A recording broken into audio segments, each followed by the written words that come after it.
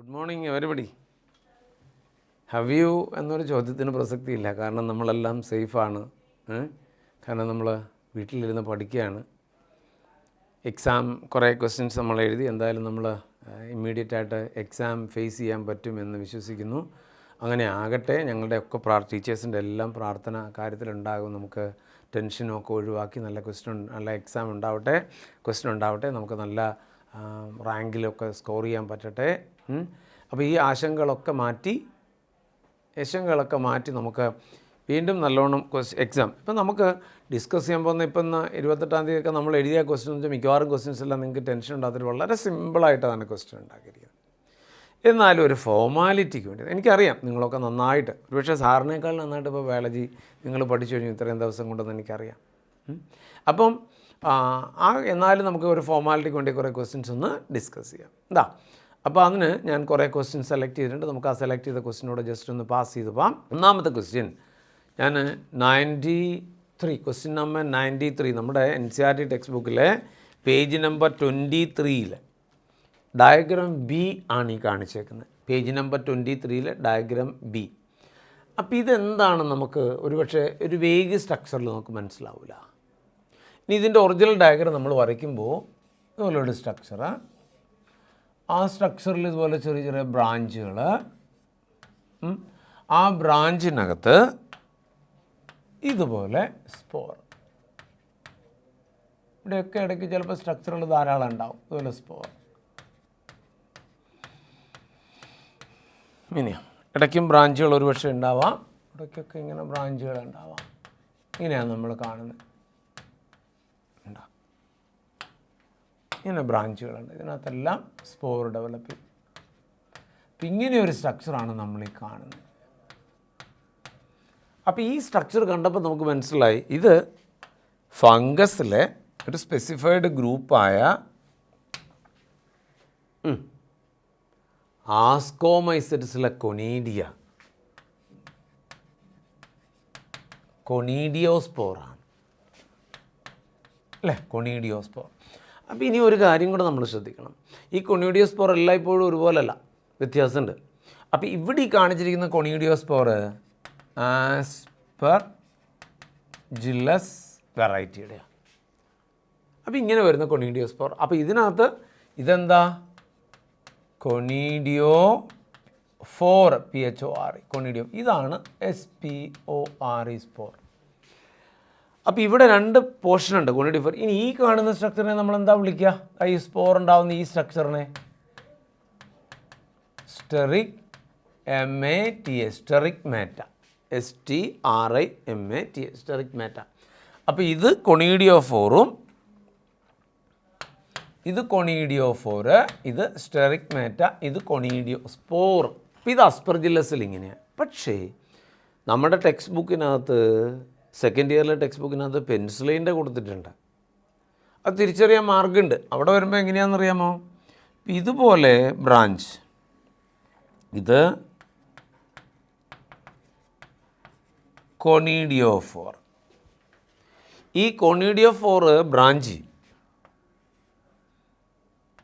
കൊണീഡിയോഫോർ branch ഇങ്ങനെ ബ്രാഞ്ചാകും.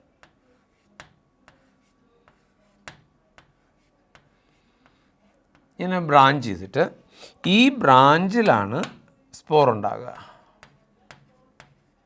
1-2 പ്രാവശ്യം branch ചെയ്യും, ഇതിനകത്ത് ഇങ്ങനെ സ്പോർ ഉണ്ടാകും. ഇത് പെൻസിലിൻ്റെ കേസിലാണ്. അപ്പോൾ ഇവിടെ സാറ് പറഞ്ഞു ഇത് കൊണീഡിയോഫോർ ആണെന്ന് പറഞ്ഞു അല്ലേ. ഇനി ഇതിനെന്താ വിളിക്കുക?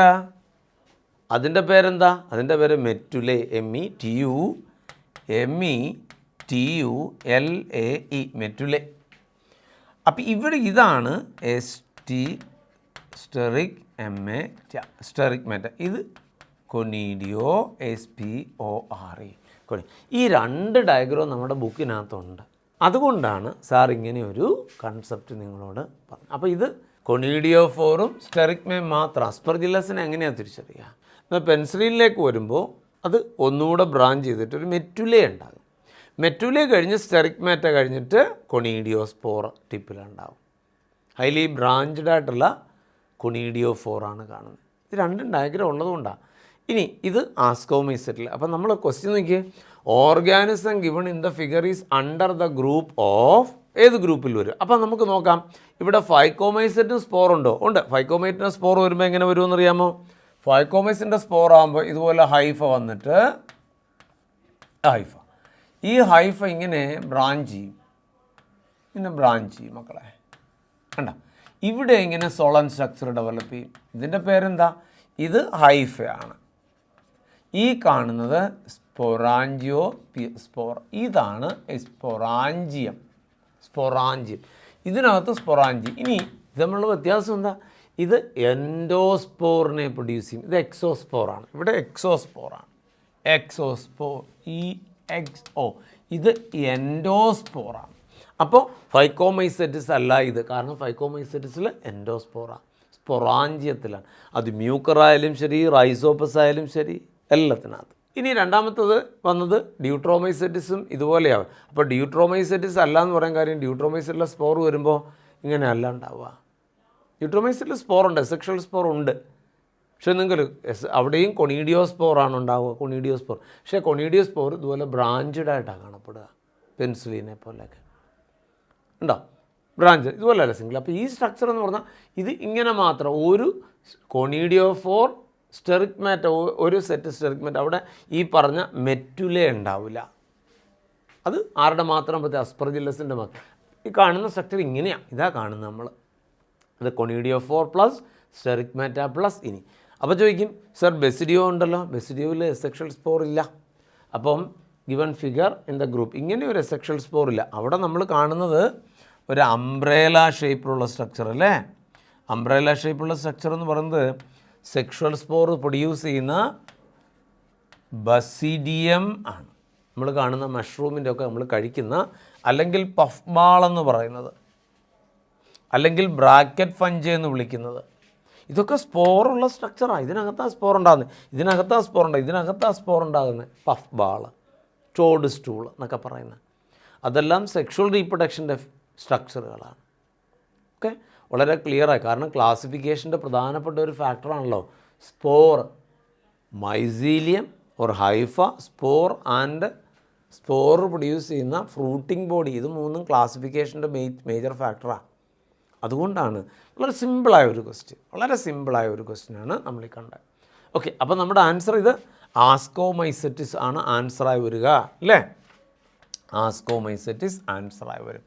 3 ആണ് ഇതിൻ്റെ ആൻസർ. ഓക്കെ, അപ്പോൾ കണ്ടല്ലോ. അപ്പോൾ ഇത്രയും. ഇനി ഇതെന്തിനാണ് സാർ ഇങ്ങനെ പറഞ്ഞു വെച്ചാൽ, ഇതിൻ്റെ മറ്റു തലങ്ങൾ NCERT ടെക്സ്റ്റിൻ്റെ മാത്രം ബേസിലാണ് ഈ ക്ലാസിഫിക്കേഷൻ. സാർ ഫസ്റ്റ് ഇയറിലെയും സെക്കൻഡ് ഇയറിലെയും റീപ്രൊഡക്ഷൻ ഓർഗാനിസത്തെയും ബയോളജിക്കൽ ക്ലാസിഫിക്കേഷൻ്റെ കൺസെപ്റ്റുകൾ എടുത്താണ് നമുക്കിനി ഇവിടെ ബസിഡിയത്തിലേക്ക് വരുമ്പോൾ, ആ ബസിഡിയം എന്ന് പറയുന്ന ഫ്രൂട്ടിംഗ് ബോഡി, ബസിഡിയത്തിൽ എന്ന് പറഞ്ഞാൽ ഒരു ബസിഡിയത്തിൽ 4 സ്പോറാണ് പ്രൊഡ്യൂസ് ചെയ്യുന്നത് അല്ലേ. 4 സ്പോറുകൾ പ്രൊഡ്യൂസ് ചെയ്യും ബസിഡിയം. ആ ബസിഡിയം എങ്ങനെ ഉണ്ടാവുന്നത്? സെക്കൻഡറി മൈസീലിയം ഉണ്ടായി, സെക്കൻഡറി മൈസീലിയത്തിൽ ആണ് ബസിഡിയം, അതിനകത്താണ് മിയോസിസും സിൻഗമിയും നടക്കുന്നത്, അവിടെ നിന്നാണ് സ്പോർ ഫോം ചെയ്യുന്നത്. ഓക്കെ, രണ്ടാമത്തെ ക്വസ്റ്റിനെ. അപ്പം ആ കാര്യങ്ങളൊക്കെ ഒന്ന് ശ്രദ്ധിച്ചേക്കുക, ഒന്നുകൂടെ സൂക്ഷിക്കുക, പുസ്തകം വായിച്ചിട്ട് ആ മൈന്യൂട്ടൻസ് കാണാൻ ശ്രമിക്കുക. നമുക്ക് സെക്കൻഡ് ക്വസ്റ്റിനിലേക്ക് പോകാം. സെക്കൻഡ് ക്വസ്റ്റ്യൻ സാർ എടുത്തിരിക്കുന്നത് 96ാമത്തെ ക്വസ്റ്റിനാണ്. Select the statement which are correct. The cytoplasm is the main area or arena of cellular activity in both plants and animals. ശരിയാണ്. പ്ലാന്റ് ആയാലും ആനിമൽ ആയാലും യൂണിസെല്ലാറും മൾട്ടിസെല്ലാറും ആകിയാലും സൈറ്റോപ്ലാസം ആണ് അതിൻ്റെ എല്ലാ ഫിസിയോളജിക്കൽ ഫങ്ഷനും ചെയ്യുന്ന സ്ഥലം അല്ലേ. 2, mycoplasma are only 0.3 micrometre in length. അപ്പോൾ അവിടെ നമുക്ക് ചില കോൺട്രവേഴ്സികളുണ്ട്. അപ്പോൾ അവിടെ നോക്കുമ്പോൾ നമ്മുടെ ടെക്സ്റ്റിനകത്ത് PPLO, pleuro pneumonia like organism, അതിൻ്റെ ലെങ്ത് പറയുന്ന 0.1 മൈക്രോമീറ്ററാണ് ആവറേജ് ലെങ്ത്. ഇത് മൈക്രോപ്ലാസ്മ ജനറൽ, ഇത് ടിപ്പിക്കൽ മൈക്രോപ്ലാസ്മ, ഇത് സ്പെഷ്യൽ കേസ് PPLO അല്ല. അപ്പോൾ അതിൻ്റെ സൈസ് ഇനി നമ്മൾ കോമൺ ആയിട്ട് പറയുമ്പോൾ ദ ആവറേജ് ലെങ്ത് ഓഫ് എന്നെടുക്കുമ്പോൾ ranging from the average length of mycoplasma ranging from 0.1 to 0.3 micrometer. ആ ക്വസ്റ്റ്യൻ അനുസരിച്ച് നമ്മൾ ആൻസർ ചെയ്യാൻ ശ്രമിക്കുക. PPLOയുടെ ലെങ്ത് വരുന്ന ഇത്രയുമാണ്, മൈക്രോപ്ലാസ്മയുടെ ലെങ്ത് വരുന്ന ഇത്രയുമാണ്. പക്ഷേ ഇതിന് ജനറലായി ചോദിക്കും. നിങ്ങൾ ഒരുപക്ഷെ ഞാൻ ക്വസ്റ്റ്യൻ ഈ ഡൗട്ട് ക്ലിയറൻസിനൊക്കെ ക്വസ്റ്റ്യൻ നോക്കുമ്പോൾ ഞാൻ കാണുന്നുണ്ട് ടെക്സ്റ്റ് ബുക്കിൽ ഒരിടത്ത് 0.1 0.2 എന്നും മരത്ത് 3.3 to 3.5 എന്നൊക്കെ എഴുതിയിരിക്കുന്നത് ബാക്ടീരിയയുടെ കേസിൽ നിങ്ങളിങ്ങനെ മെൻഷൻ ചെയ്ത് നിങ്ങൾ കാണും. മക്കളെ, the average size of bacteria ranging from, ഒരു പെർട്ടിക്കുലർ ബാക്ടീരിയയുടെ കേസ് മാത്രം പറയുമ്പോഴാണ് 3 to 3.5 ഈക്വൾ എന്നല്ല ബാഗ്. പക്ഷേ ആവറേജ് സൈസ് പറഞ്ഞാൽ 0.1 0.5 മൈക്രോമീറ്റർ 0.10 മൈക്രോമീറ്റർ വരുന്നത്, അതിലും വലുത് നമ്മളിപ്പോൾ കണ്ടിട്ടുണ്ട്. അപ്പോൾ ആ ടിപ്പിക്കൽ ക്വസ്റ്റ്യൻ കൺസിഡർ ചെയ്യുക, എന്നിട്ട് ആൻസർ ചെയ്യാൻ ശ്രമിക്കുക. ഇനി രണ്ടാം, അപ്പോൾ ഈ സ്റ്റേറ്റ്മെൻറ്റ് ശരിയാണ്. ആനിമൽ സെൽ പ്രോസസ് പ്ലാസ്റ്റഡ്, അത് തെറ്റാണ്, തെറ്റിപ്പോയി അല്ലേ, അത് തെറ്റാണ്. ഇനി ആനിമൽ സെൽ പ്രോസസ് പ്ലാസ്റ്റഡ് ഒരിക്കലും വരില്ല. The rough endoplasmic reticulum is the major site of synthesis of lipid അല്ല, പ്രോട്ടീൻ സിന്തസിസ് ആണ്. അപ്പോൾ ആ രണ്ട് സ്റ്റേറ്റ്മെൻറ്റും തെറ്റി. അപ്പോൾ നമുക്കിവിടെ ഒരു ആൻസർ കണ്ടുപിടിക്കണമല്ലോ. നമ്മുടെ ആൻസർ എന്ന് പറഞ്ഞപ്പോൾ ഏത് വരും? ആൻസർ 1ഉം 2ഉം മാത്രം വരുന്ന ഫസ്റ്റ് ഓപ്ഷനാണ് ആൻസറായി വരിക. സാർ, ഈ ക്വസ്റ്റ്യൻ സെലക്ട് ചെയ്ത ഒരൊറ്റ കാര്യം നിങ്ങളോട് പറയാൻ വേണ്ടി മാത്രം, നിങ്ങൾക്ക് ഇപ്പോൾ സംശയം തോന്നും, പലയിടത്തും പല രീതിയിൽ പറഞ്ഞിട്ടുണ്ടല്ലോ. ആ ക്വസ്റ്റ്യൻ PPLO എന്ന് പറഞ്ഞ സ്പെസിഫൈ മാത്രമേ ഇങ്ങനെ വരുള്ളൂ. ഇത് മൈക്കോപ്ലാസ്മ ജനറലി പറയുമ്പോൾ ടിപ്പിക്കൽ മൈക്കോപ്ലാസ്മ, എന്നാൽ the average size of mycoplasma ranging from 0.1 to 0.3 micro, അങ്ങനെയാണ് 3 ക്വസ്റ്റ്യൻ ഉണ്ടാവുക. ഓക്കെ, ശരി. ഇനി ബാക്കിയൊക്കെ നമുക്ക് വളരെ ഫെമിലിയർ ആയിട്ടുള്ള ക്വസ്റ്റ്യനാണ്, സ്റ്റേറ്റ്മെൻറ്റുകളാണ്. ഓക്കെ, നമുക്ക് അപ്പോൾ ഇതിൻ്റെ ആൻസർ കണ്ടുല്ലോ. എൻ്റെ ആൻസർ ഏതായിരുന്നു? ഇതായിരുന്നു. 1 ആണ് ആൻസറായിട്ട് വന്നത്. 1 ആണ് ആൻസറായിട്ട് വന്നത്. ഓക്കെ, നമുക്ക് തേർഡ് ക്വസ്റ്റ്യനിലേക്ക് പോകാം. തേർഡ് ക്വസ്റ്റ്യൻ അത് പ്ലാൻ ഗ്രോത്ത് ഡെവലപ്മെൻറ്റുമായിട്ട് ആ ചാപ്റ്ററിലെ ക്വസ്റ്റ്യനാണ്. The name the PGR those who are suitably related with the following statement. Number 1, it produce A wide range of physiological respond in plant. നമുക്ക് ആരാന്ന് ഐഡൻറ്റിഫൈ ഉള്ള എന്തെങ്കിലും മാർഗം ഉണ്ടോ നോക്കാം. അതുകൊണ്ട് ഐഡൻറ്റിഫൈ പറ്റില്ല. ഇറ്റ് വിൽ ഡിലേ സെൻസൻസിനെ ഡിലേ ചെയ്യാൻ പറ്റും, അതുകൊണ്ട് നമുക്ക് ക്ലിയറായിട്ട് ഐഡൻറ്റിഫൈ ചെയ്യാൻ പറ്റില്ല. It is used in speed up malting process in brewing industry. Undoubtedly നമ്മൾ പറയും ഗിബ്ബർലിനാണ്. മൂന്നാമത്തെ സ്റ്റേറ്റ്മെൻറ്റ് മതി നമുക്ക് ആൻസർ ചെയ്യാം. ഇനി ബാക്കിയുള്ളതോടെ നോക്കാം. ആദ്യത്തേലേക്ക് വരുമ്പോൾ ഇത് എവിടെയാണ് ഉണ്ടാവുക? പോളാർ ട്രാൻസ്പോർട്ടുള്ള ഒരു പ്ലാന്റ് ഹോർമോണാണ് അല്ലേ. അത് പ്രൊഡ്യൂസ് ചെയ്യുന്നത് ഷൂട്ടിപ്പിലാകാം, ലീഫ് പ്രൈമോഡിയലാകാം അല്ലേ, എന്നിട്ട് ഡെവലപ്പിംഗ് എംബ്രിയോയിലാകാം, പിന്നെ പോളൻ ട്യൂബിനകത്താകാം, റൂട്ട് ടിപ്പിലാകാം. അപ്പോൾ ഷൂട്ടിപ്പ്, ലീഫ് പ്രൈമോഡിയ, പോളൻ ട്യൂബിൻ്റെ tip, developing embryo and root tip. ഇനി ഫിസിയോളജിക്കൽ ഫംഗ്ഷൻ എന്ന് പറയുമ്പോൾ ഒരുപാടുണ്ട്. സെല്ലിലോങ്ങേഷൻ, ഇൻ്റർനോഡിലോങ്ങേഷൻ, ഇതൊക്കെ നമ്മൾ ഫിസിയോളജിക്കൽ ഇഫക്റ്റായിട്ട് കാണുന്ന. സെല്ലിലോങ്ങേഷൻ ഉണ്ടാകുന്നുണ്ട്, അതുകൊണ്ട് ഷുഗർ കെയിൻ വലുതാക്കാം. ഇൻ്റർനോഡിലോങ്ങേഷൻ ഉണ്ടാകുന്നുണ്ട്, വലിയ ഗ്രേപ്പ് ബഞ്ച് ഉണ്ടാക്കാം അല്ലേ. ഇൻ്റർനോഡിലോങ്ങേറ്റ് ചെയ്യുന്നുണ്ട്, വലിയ സൈസ് ക്യാബേജ് പ്രൊഡ്യൂസ്, ലാർജ് സൈസിൽ ക്യാബേജ് ക്യാൻ ബി പ്രൊഡ്യൂസ് ഇൻഡൈസിങ്. അതുപോലെ തന്നെ ലോങ് ഡേ പ്ലാന്റിലെ ഫ്ലവറിങ്ങിനെ ഇൻഡ്യൂസ് ചെയ്യാം, മോർ മെയിൽ ഫ്ലവറിൻ്റെ പ്രൊഡക്ഷനെ ഇൻഡ്യൂസ് ചെയ്യാം. കനാബിസ് പോലുള്ള പ്ലാന്റിലൊക്കെ അതെല്ലാം ഫിസിയോളജിക്കൽ ഇഫക്റ്റാണ്. രണ്ടാമത്തെ ഡിലേ സെൻസൻസിനെ ഡിലേ ചെയ്യും. നമ്മൾ പഠിച്ചിട്ടുണ്ട് പ്ലാന്റിന് ഫ്രൂട്ടിൻ്റെ മാർക്കറ്റിംഗ് പീരീഡ് ഇൻക്രീസ് ചെയ്യിക്കാൻ പ്ലാന്റിൽ തന്നെ അങ്ങനെ ഡിലേ ചെയ്യുന്നതുകൊണ്ടാണ് ഫ്രൂട്ട് മച്ചുറായി കഴിഞ്ഞാലും പ്ലാന്റിൽ തന്നെ നിലനിൽക്കും ഗിബ്ബറലിനുണ്ടെങ്കിൽ. അപ്പം നമ്മുടെ ക്വസ്റ്റിൻ്റെ ആൻസർ ഗിബ്ബറലിനാണ്. ഓക്കെ, ഇനി നമുക്ക് അടുത്ത ക്വസ്റ്റ്യനിലേക്ക് പോകാം. 107ാമത്തെ ക്വസ്റ്റ്യനാണ് അടുത്തത്. ഉണ്ടോ? 107ാമത്തെ ക്വസ്റ്റ്യൻ ഇവിടെ which of the following diploid stage is usually dominant. Diploid stage ഡോമിനൻ്റായി വരുന്ന കേസ്, ജനറൽ കേസ് എടുക്കണം. അപ്പോൾ ആൽഗ എടുത്താലും ഉണ്ട്, ചില ആൽഗകൾ ഡിപ്ലോയിഡ് ആൽഗകളുണ്ട് നമുക്കറിയാം. പക്ഷേ മോസ്റ്റ് ആൽഗയിലും ഡിപ്ലോയിഡ് സ്റ്റേജ് എന്ന് പറയുന്നത് സൈഗോട്ട് മാത്രമാണ്. ഇനി ഫഞ്ച് വരുമ്പോൾ നോക്കിയേ, ഫഞ്ച് വരുമ്പം ഒരു പോസിറ്റീവ് സ്ട്രെയിൻ ഒരു നെഗറ്റീവ് സ്ട്രെയിനുമായി ഫ്യൂസ് ചെയ്യുന്നു. ഒന്നുകിൽ ഗാമിറ്റാഞ്ചിയൽ കോണ്ടാക്റ്റിലൂടെയോ ഗാമിറ്റാഞ്ചിയൽ കോപ്പുലേഷനിലൂടെ ഫ്യൂസ് ചെയ്ത് കഴിഞ്ഞാൽ അവിടെ നമുക്ക് ഒരു സൈഗോസ്പോർ കിട്ടും. ഈ സൈഗോസ്പോറാണ് അവിടുത്തെ ഡിപ്ലോയിഡ് 2n സ്റ്റേജ് എന്ന് പറയുന്നത്. കണ്ടോ? ആ സൈഗോസ്പോറിൽ നിന്ന് ഒരു സ്പൊറാഞ്ചിയം ഡെവലപ്പ് ചെയ്ത് ആ സ്പൊറാഞ്ചിയത്തിനകത്തേക്ക് ഡിപ്ലോയിഡ് ന്യൂക്ലിയസ് അക്യൂമുലേറ്റ് ചെയ്തിട്ട് ഇവിടെ റിഡക്ഷൻ ഡിവിഷൻ അല്ലെ മിയോസ് നടത്തി ഹാപ്ലോയിഡ് സ്പോർ ഉണ്ടാക്കി. ആ ഹാപ്ലോയിഡ് സ്പോറ് ജെർമിനേറ്റ് ചെയ്തിട്ട് മൈസീലിയം ഫോം ചെയ്യും. നമ്മൾ കാണുന്ന മൈസീലിയമാണ് അവിടെയും ഡോമിനൻ്റ് ഫേസ് എന്ന് പറയുന്നത്. ഇത് ഗാമിറ്റാഞ്ചിയൽ കോപ്പിലേഷൻ വരുമ്പം ഒരു വലിയ ഗാമിറ്റാഞ്ചി ഉണ്ടാകും, ഒരു ആന്ത്രിഡിയം പോലൊരു സ്ട്രക്ചർ ഉണ്ടാകും, വേറൊരു ഹൈഫയിൽ ഇങ്ങനെ ആന്ത്രിഡിയം പോലൊരു സ്ട്രക്ചർ. ഇവിടെ നിന്ന് ഇങ്ങോട്ട് ന്യൂക്ലിയസ് ട്രാൻസ്ഫർ ചെയ്ത് ഇവിടെ വെച്ച് ഫ്യൂഷൻ നടന്ന് ഇവിടെ ഡിപ്ലോയിഡ് സൈഗോട്ട് ഉണ്ടായി, അല്ലെങ്കിൽ സൈഗോസ്പി. ഇതെവിടെയാണ് ഉണ്ടാകുക? ഇങ്ങനെ ഗമറ്റാഞ്ചിൽ കോൺടാക്റ്റിംഗ് ഗമറ്റാഞ്ചിൽ കോപ്പുലേഷനൊക്കെ ഏറ്റവും കൂടുതൽ കാണപ്പെടുന്ന ഫൈക്കോമൈസിറ്റില്ല, മോസ്റ്റ് പ്രിമിറ്റീവ് ഫഞ്ചയിലാണ് മോസ്റ്റ് അഡ്വാൻസ്ഡ് സെക്ഷൽ റീപ്രൊഡക്ഷൻ. കുറച്ച് നാസ്കോമൈസെറ്റിലും ഉണ്ട്, പക്ഷേ ബെസിഡിയോമൈസെറ്റിലേക്ക് വരുമ്പം സെക്സ് ഓർഗൻസ് ഇല്ല. ഡ്യൂട്രോമൈസെറ്റിലേക്ക് വരുമ്പോൾ സെക്ഷൽ റീപ്രൊഡക്ഷനും ഇല്ല. കണ്ടോ? അപ്പോൾ ഇത് ഇവിടെ. അപ്പോൾ ഇതുമല്ല. അപ്പോൾ ആൽഗ അല്ല, ആൽഗ ജനറൽ അല്ല, ഫഞ്ച് അല്ല. ഇനി മോസസിലേക്ക് വരാം. മോസസിലേക്ക് വരുമ്പോൾ അതിൻ്റെ പ്രോമിനൻ്റ് ഫേസ് എന്ന് പറയുന്നത് നമ്മൾ കാണുന്ന റിക്സിയ, മാർക്കാൻഷ്യ, പിന്നെ ഇതിൻ്റെയൊക്കെ റിക്സിയുടെയും മാർക്കാൻഷ്യയുടെയും മോസസിൻ്റെ കാണുന്ന ഫ്യുണേറിയ പ്ലാന്റിൻ്റെയൊക്കെ ഒറിജിനൽ പ്ലാന്റ് എന്ന് പറയുന്നത്, അവിടെ ഒറിജിനൽ പ്ലാന്റ് എന്ന് പറയുന്നത് എന്നാണ് മക്കളെ. ആ എന്നുള്ള പ്ലാന്റിൽ നിന്ന് എന്ത് ചെയ്യും? ആന്ത്രിഡിയം ആർക്കിഗോണിയം പ്രൊഡ്യൂസ് ചെയ്യും. അത് ഫ്യൂസ് ചെയ്യുമ്പോൾ ഒരു സൈഗോട്ട് ഉണ്ടായി. സൈഗോട്ടിൽ നിന്നാണ് അവിടെ ക്യാപ്സ്യൂളുണ്ടായി. ഈ ക്യാപ്സ്യൂളിനകത്ത് സ്പോർ മദർ സെൽ. അപ്പോൾ ഇവിടെ ഈ സ്പോർ മദർ സെൽ ഇവിടെ കാണുന്ന ഇവിടെ മാത്രമേ 2n സ്റ്റേജ് ഉള്ളൂ, ഈ ക്യാപ്സ്യൂൾ മാത്രം. ബാക്കി പ്ലാന്റാണ് പ്രിഡോമിനൻ്റ്. പ്ലാന്റ് ഹാപ്ലോയിഡാണ്. ഇനി ഇത് ജെർമിനേറ്റ് ചെയ്ത് സ്പോർ ഉണ്ടായി പ്രോട്ടോണിയമ ഡെവലപ്പ് ചെയ്യാം, അതും വീണ്ടും എന്നാണ്. അപ്പോൾ ഇതല്ല. ഇനി നമുക്ക് ഫേണിലേക്ക് പോകാം. ഫേണിലേക്ക് വരുമ്പോൾ സ്ട്രക്ചർ നമുക്ക് നോക്കാം. അവിടെ ഫേണിൻ്റെ കേസിൽ വരുമ്പോൾ ഒറിജിനൽ പ്ലാൻ ബോഡി 2n ആണ്. ഈ ഒറിജിനൽ 2n-നകത്ത് സ്പോറോഫിൽ, ആ സ്പോറോഫിലിൽ സോറയ്ക്കകത്ത് സ്പൊറാഞ്ചിയം. കണ്ടോ? സ്പൊറാഞ്ചിയത്തിൽ നിന്ന് സ്പോർ മദർ സെൽ, അതിൽ റിഡക്ഷൻ ഡിവിഷൻ നടക്കുമ്പോൾ ഹെട്രോസ്പോറിക് അല്ലെങ്കിൽ അവിടെ പ്രോത്താലസ് ഡെവലപ്പ് ചെയ്യും. ഹെട്രോസ്പോറിക് ആണെങ്കിൽ male and female gametophyte form ചെയ്യും. ഇതിനകത്ത് നോച്ച് റീജിയനിൽ ആർക്കിഗോണിയും ഇവിടെ ആന്ത്രിഡിയം ഡെവലപ്പ് ചെയ്യും, ഡോഴ്സൽ വെൻട്രൽ സൈഡിലായിട്ട്. എന്നിട്ട് ഇത് ഫ്യൂസ് ചെയ്യുമ്പോഴാണ് വീണ്ടും. അപ്പോൾ ശരിക്കും പറഞ്ഞാൽ ഈ കാണുന്ന ഡിപ്ലോയിഡ് പ്ലാന്റ് ആണ് അവിടുത്തെ ഡോമിനൻ്റ് സ്റ്റേജ്. അപ്പോൾ നമുക്ക് ഫേണാണ് ആൻസറായിട്ട് വരിക. കണ്ടോ? ഫേണാണ് ആൻസറായിട്ട് വരിക. ഫേൺസ് വരും. അപ്പോൾ 4 ആണ് ആൻസർ. ഇപ്പോൾ സാറ് പറഞ്ഞ് മനസ്സിലായല്ലോ. അപ്പോൾ ഈ കേസിൽ ഇങ്ങനെ പോകും. ഓക്കെ, നെക്സ്റ്റ് ക്വസ്റ്റ്യനിലേക്ക് പോകാം. Next question, probability of getting a normal son from haemophilic mother and haemophilic father. Haemophilic ഉള്ള ഒരു ഫാദറിൽ നിന്ന് ഹീമോഫിലിക് എന്ന മദറിൽ നിന്നും അവർക്ക് നോർമൽ സൺ കിട്ടാനുള്ള ചാൻസ് ഇപ്പോൾ നമുക്ക് മനസ്സിലാവും.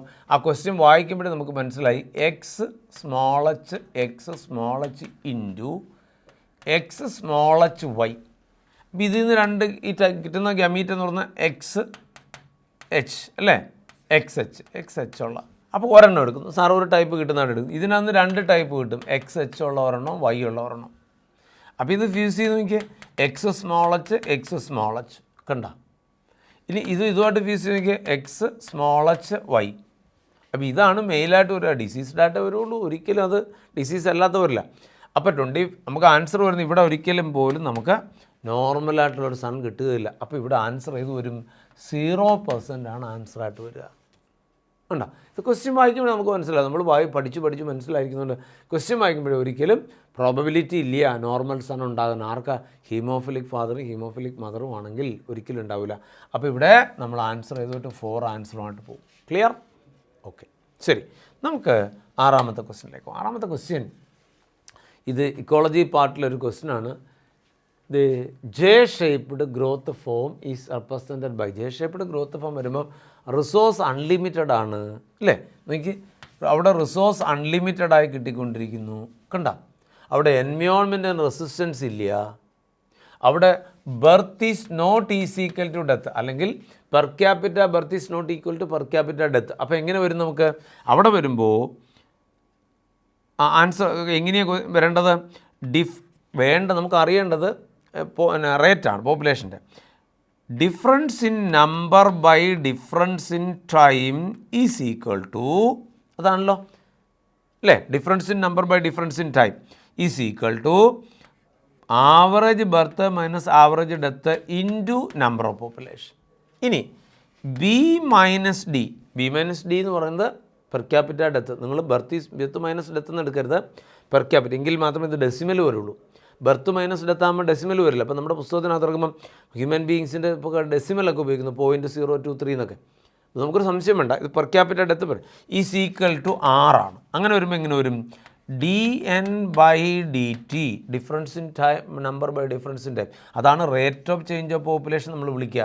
അപ്പോൾ rate of change of population dn-d2 is equal to r into n. ഇങ്ങനെ ഒരു ആൻസർ നമുക്ക് വരിക. അപ്പം ഇത് എൻവയോൺമെൻറ്റ് റെസിസ്റ്റൻസ് ഉള്ളത് r ഇൻറ്റു n അല്ലേ, ഇത് എൻവയോൺമെൻറ്റ് റെസിസ്റ്റൻസ് ഉള്ളത്, ഇതൊന്നും അല്ല ശരി. അപ്പോൾ ഇത് വരുമ്പോൾ ഇതല്ല കറക്റ്റ്, ഇതല്ല കറക്റ്റ്, ഇതല്ല കറക്റ്റ്. നമ്മുടെ ആൻസർ ഏത് വരും? 4 ആണ് കറക്റ്റായിട്ട് വരിക. അപ്പോൾ ഇവിടെ ഇതിനി എൻവയോൺമെൻറ്റ് എപ്പോഴെങ്കിലും റെസിസ്റ്റൻസ് ഉണ്ടാക്കിയാലോ ഇതുപോലെ അങ്ങ് ക്രാഷ് ആവും, 0യിലേക്ക് വരികയും ചെയ്യും. ഉണ്ടാ. അപ്പോൾ എൻവയോൺമെൻറ്റ് അപ്പോൾ ഇതിന് നമ്മൾ വിളിക്കുന്ന പേരെന്താണെന്നറിയോ? CRAS, ക്രാഷ് ഫേസ് എന്ന് നമ്മൾ വിളിക്കേണ്ടി വരും. Crash phase. കാരണം ഇങ്ങനൊരു പോപ്പുലേഷൻ ഒരിക്കലും എക്സിസ്റ്റ് ചെയ്യില്ലല്ലോ നേച്ചറിൽ, ഇത് ലോജിക്കല്ലല്ലോ. അതുകൊണ്ടാണ്. അപ്പോൾ dn/dt ഈസ് ഈക്വൽ ടു ഇത് ഡിഫറൻസ് ഇൻ നമ്പർ ബൈ, ഇത് എന്തിനാ സാർ അങ്ങനെ പറഞ്ഞു വെച്ചാൽ പ്രോബ്ലം ചെയ്താൽ കിട്ടിയാൽ ഇത് ഡിഫറൻസ് ഇൻ നമ്പറാണ്, ഇത് ഡിഫറൻസ് ഇൻ ടൈമാണ്. ഒരു സ്ഥലത്ത് 10 വർഷങ്ങൾക്ക് മുമ്പ് 14 ലക്ഷം ആളുകളുണ്ടായിരുന്നു, മറ്റിടത്ത് 10 വർഷം കഴിഞ്ഞപ്പോൾ ഇംപ്ലിമെൻറ്റ് ചെയ്യപ്പെട്ടപ്പോൾ 8 ലക്ഷമായിട്ട് മാറി.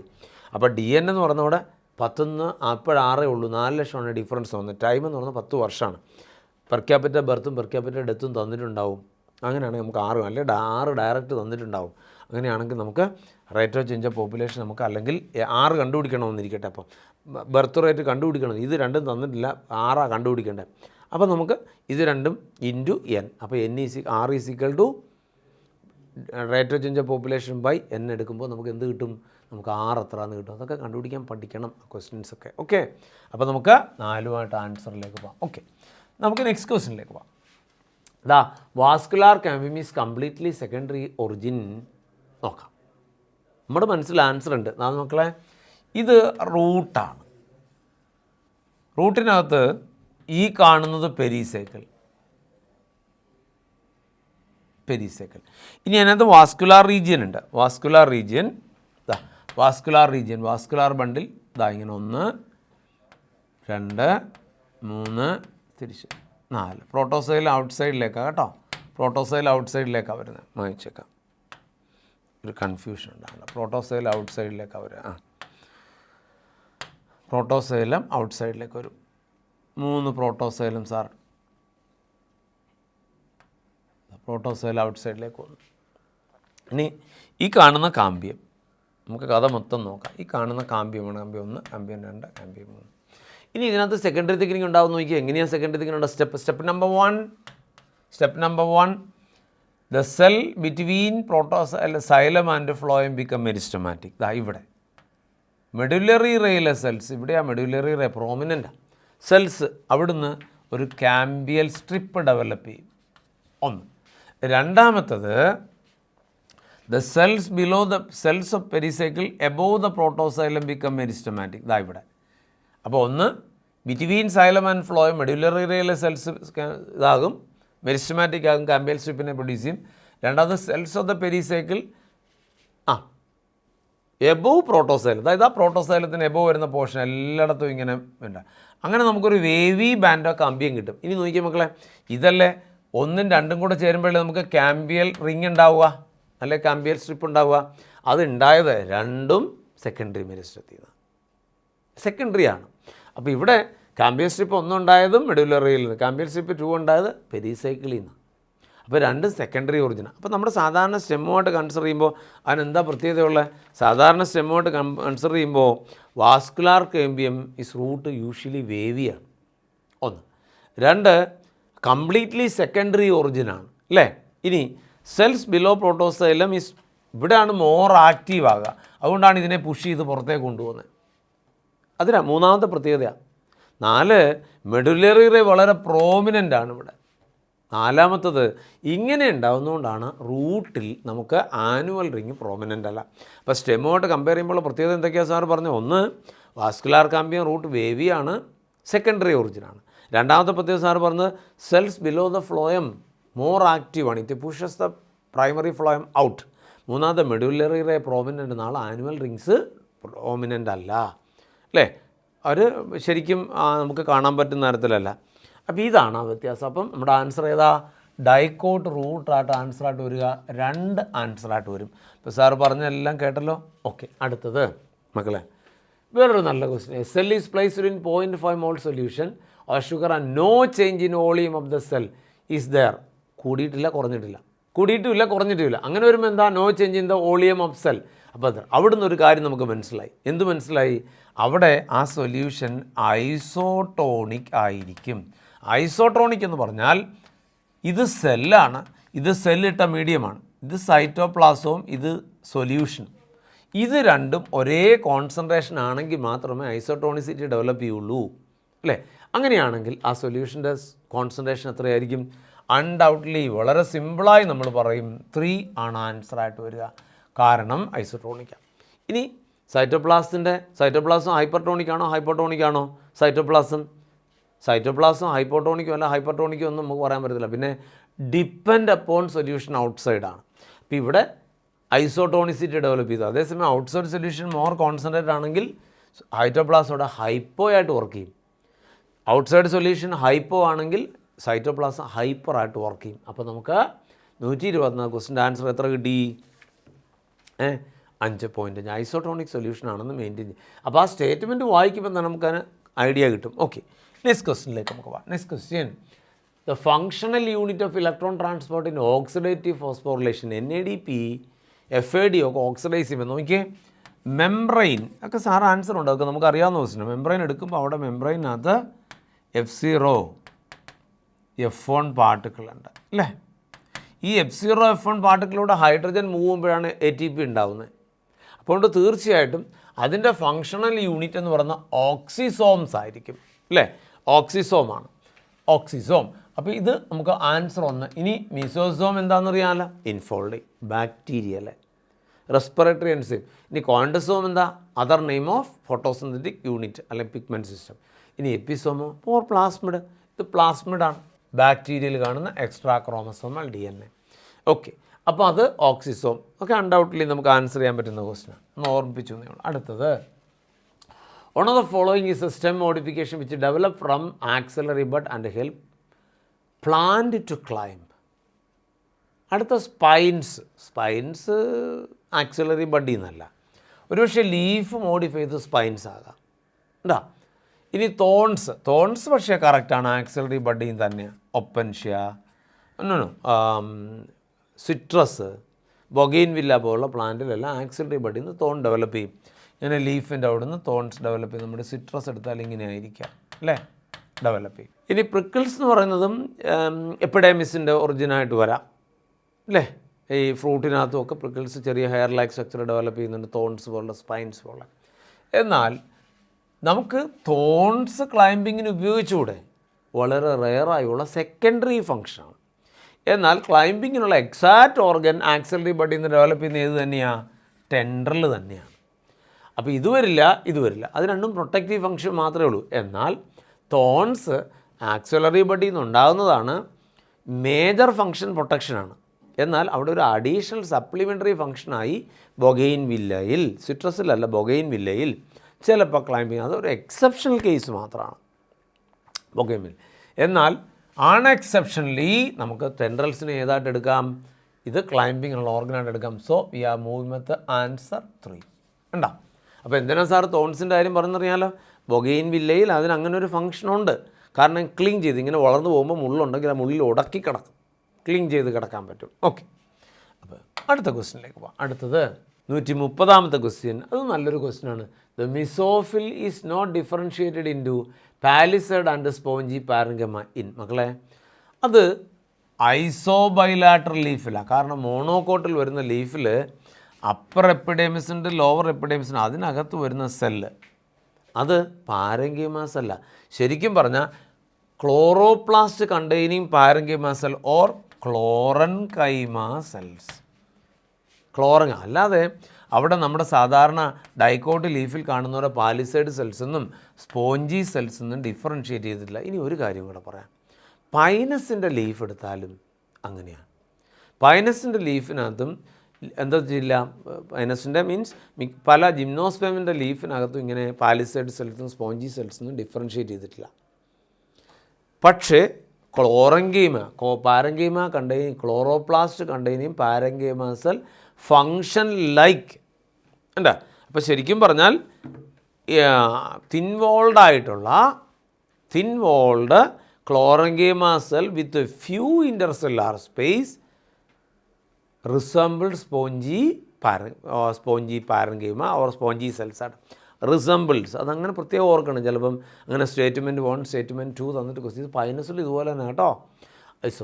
അപ്പോൾ ഇവിടെ 109 ക്വസ്റ്റിൻ്റെ ആൻസർ ചെയ്ത് വരും 3 ആണ് ആൻസർ. കാരണം അവിടെ ആ ഡയഗ്രം NCERT ടെക്സ്റ്റിലെ ഡയഗ്രം നോക്കിയാൽ തന്നെ അറിയാം. ഒരിടത്ത് പാലിസൈഡ് സെല്ലിൽ സ്പോഞ്ചി സെല്ലിന് ഡിഫറൻഷിയേറ്റ് ഉണ്ട്. പക്ഷേ മോണോക്കോട്ട് ലീഫിനകത്ത് ഐസോബയലാറ്റർ ലീഫിനകത്ത് അപ്പർ സൈഡിലും ലോവർ സൈഡിലും സ്റ്റൊമാറ്റോ വരുന്ന ലീഫിനകത്ത് അവിടെ ഇങ്ങനെ ഡിഫറൻഷിയേറ്റ് ചെയ്തിട്ടില്ല.